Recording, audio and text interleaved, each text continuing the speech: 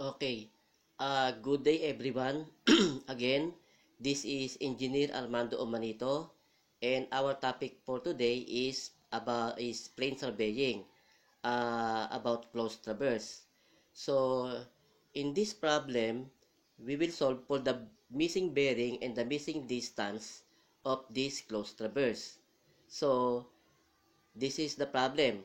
A closed traverse has the following data. So, ito yung mga data niya. So, lima yung lines niya, A, B, B, C, C, D, D, E, and E, A. So, may isang bearing na missing and then isang missing distance din. So, we are required to compute the bearing of line BC and line DE and then compute the area of the lot o nung closed traverse. So, let's go to the solution. So, i-plot natin yung mga data. So, i-drawing natin yung figure and this is roughly the figure ng closed traverse. Okay. So, and then, yung mga lines na kumpleto sa bearing and distance ay pagsamasamahin natin sila. And then, parang gawin natin siya na similar sa summation of forces at joints. So, ito yung mga lines na kumpleto sa bearing and distance. So, we have AB or line AB, line CD, and line EA. So, included na dyan yung length nila and the direction. So, and then the next step is kunin natin yung X and Y components ng mga lines. So, using the polar to rectangular function of our calculator, makakuha natin yung X and Y component ng mga lines.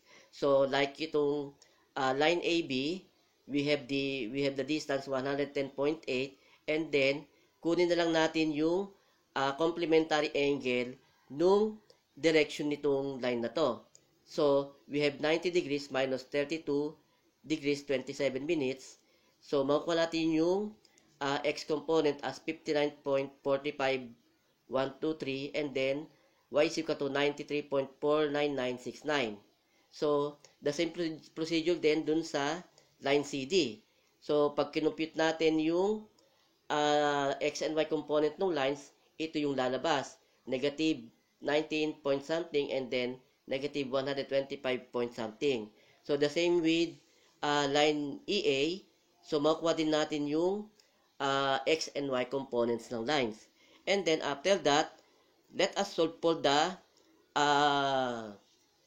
summation ng X and Y components ng lines. So, included yung sine. Ito yung mga components nila. So, sa component ng AB, i-add natin sa component ng CD, i-add natin sa components ng EA. So, total X component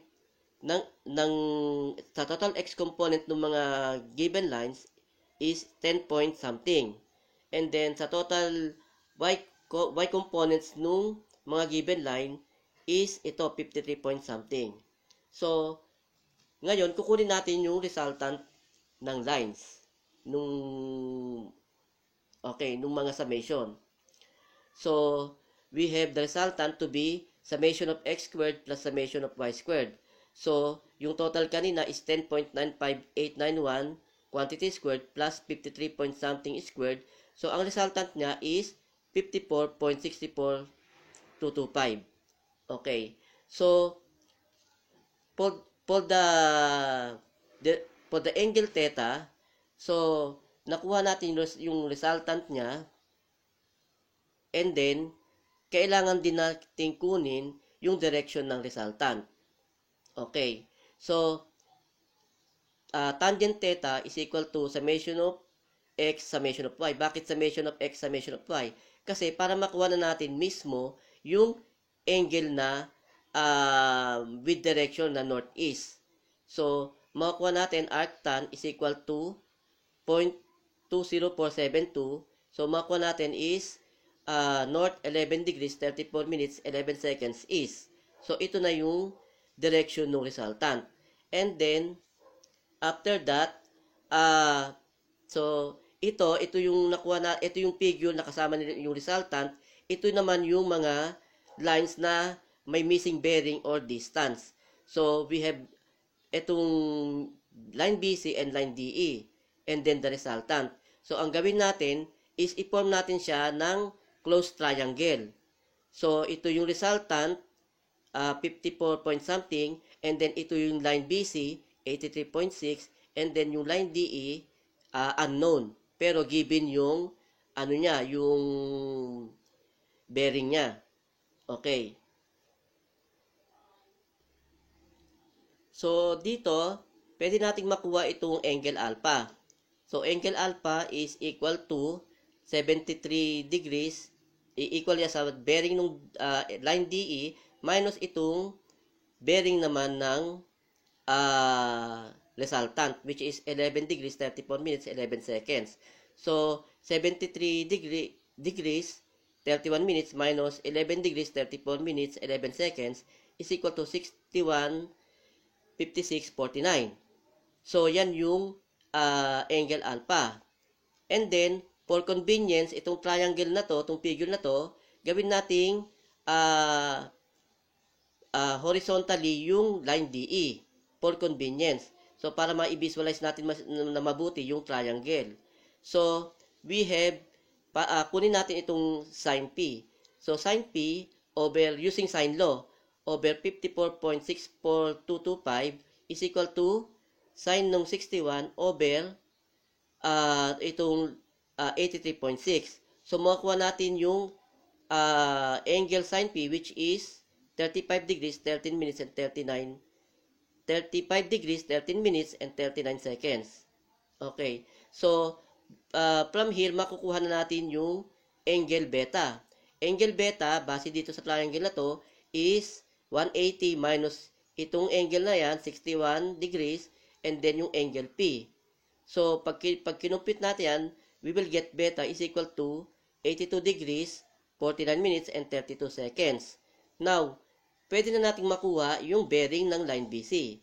So, yung bearing ng line BC is equal to yung angle beta minus ito. So, angle beta minus ito, 11 degrees, 34 minutes, 11 seconds. This is the bearing of line BC. 71 degrees, 15 minutes, and 21 seconds. So, pwede na rin nating makuha yung distance DE using mode 2 complex of our calculator. So, DE is equal to 93.98782 meters. Okay. So, meron na tayong length ng line DE and then bearing ng BC. Kunin naman natin ngayon yung X and Y component nila. So, using again the polar to rectangular function of our calculator, we will be able to get the X and Y component of line BC and line DE. And then after that, itabulate natin lahat ng mga data, yung mga data na nakuha natin. So, ito, itinabulate natin. So, kinuha na natin yung X and Y component ng mga lines. And then, so nasolve na natin yung missing data. So, solve naman natin ngayon yung total area ng closed traverse. So, dito, to solve for the area ng closed traverse, hindi tayo gagamit ng either DMD or DPD. So, paano, ano gagamitin natin? So, gagamit lang tayo ng simple geometry solution. Paano yun? So, ang gagawin natin is, ilagay natin yung figure ng closed traverse sa triangle na yung mga corners ng mga lines will serve as boundaries nung triangle.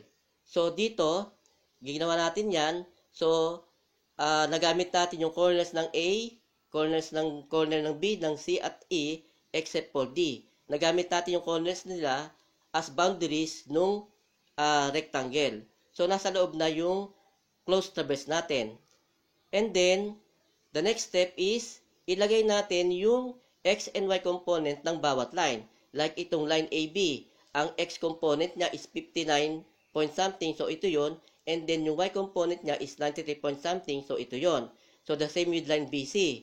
So, sa line BC ito, X component and then Y component. So, huwag na natin ilagay yung negative sign kasi kukumputin natin is area. So, hindi naman tayo nagko-compute ng negative area.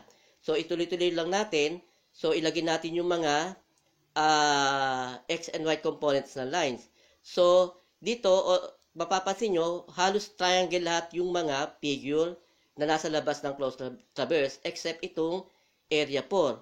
So, kasi hindi nga yung corner ng D, hindi siya sumakto para maging boundaries ng boundaries ng rectangle.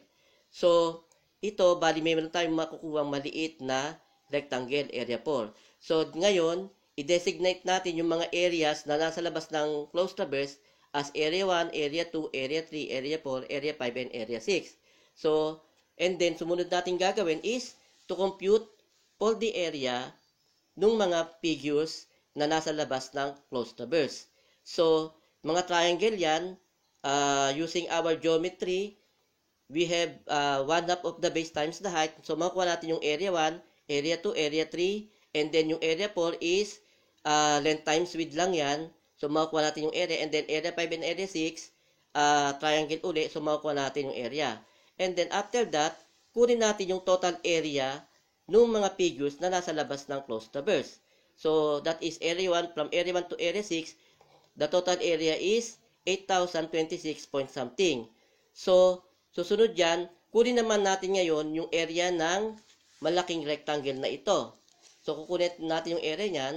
Tapos, isubtract natin yung total area na nakuha natin ito para makuha natin yung area ng closed traverse. So, area ng rectangle is, so ito yung mga dimension ng rectangle. Gamitin natin yung y component ng line AE and y component ng line AB. So, ito yung total distance na to. Ito yung total distance multiplied by the length. Ito naman yung total length.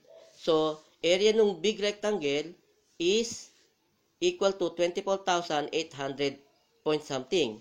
So, ang area ngayon ng closed traverse, area ng big rectangle minus area ng total area ng mga figures outside ng closed traverse, ito yung total area ng closed traverse. Okay? So, again, this is Engineer Armando Omanito, and I hope na may natutunan po kayong bago sa ating lesson ngayon. So, until next time po uli, and may God bless us all.